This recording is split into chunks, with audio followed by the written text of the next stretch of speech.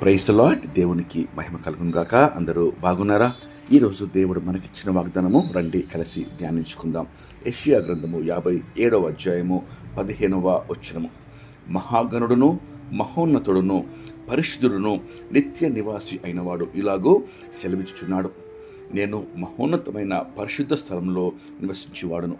అయినను వినయము గల వారిని ప్రాణము ఉజ్జీవింపజేయుటకును, నలిగిన వారి ప్రాణమును ఉజ్జీవింపజేయుటకును, వినయం గల వారి యొద్దను దీన మనసు గల వారి యొద్దను నివసించుచున్నాను. ప్రియమైన దేవుని బిడ్డ, ఇంత శ్రేష్టమైన వాగ్దానము పరలోకపు తండ్రి, జీవంగల దేవుడు ఈరోజు నీకు అనుగ్రహిస్తున్నాడు.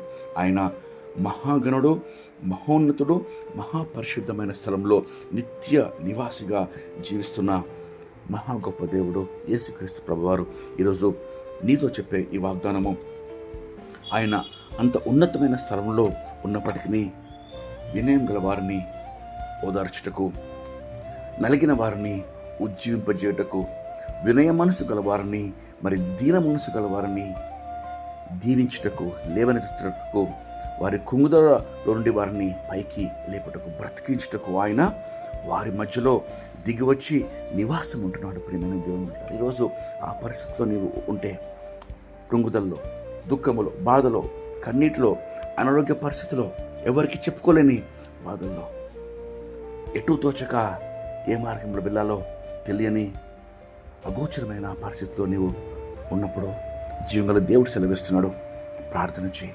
మోకరించి ప్రభువా నాకు సహాయం చేయి అని అడిగినప్పుడు ఖచ్చితంగా నిన్ను ఆయన లేవనెత్తుటకు, ఉజ్జీవింపచేయుటకు, ఆదరించుటకు ఆయన నీ మధ్యలో నివాసం ఉండి నీకు సహాయం చేస్తాడు. రండి కలిసి ప్రార్థన చేసుకొని ఈ వాగ్దానము పొందుకుందాం. ప్రార్థన. మహాపరిశుద్ధమైన మా ప్రియమైన పరలోకపు తండ్రి, ఎంతో శ్రేష్టమైన వాగ్దానము మాకు అనుగ్రహించినారయ్యా. మీరు మహాగణుడు, మహోన్నతుడు, పరిశుద్ధమైన నిత్య నివాసి అయిన దేవా, ఈరోజు కృంగుదల్లో, బాధలో, అనారోగ్య పరిస్థితిలో, ఎటుతోచని పరిస్థితిలో ప్రభువా ఈ దినమందు ప్రార్థనలు ఎక్కించిన ప్రతి ఒక్కరిని తాకండి, లేవనెత్తండి. వారికి సహాయముగా, కేడముగా, రక్షణ దుర్గముగా అయ్యా వారిని ఆదరించి, నిలబెట్టి, బలపరిచి, విజయవంతులుగా నడిపించమని వేడుకొంచు. నీకే సమస్త మహిమ, ఘనత, ప్రభావములు సమర్పిస్తూ యేసు నామములో వేడుకొంచు ప్రార్థిస్తున్నాం తండ్రి. ఆమేన్. దేవుడు మిమ్మల్ని దీవించును గాక.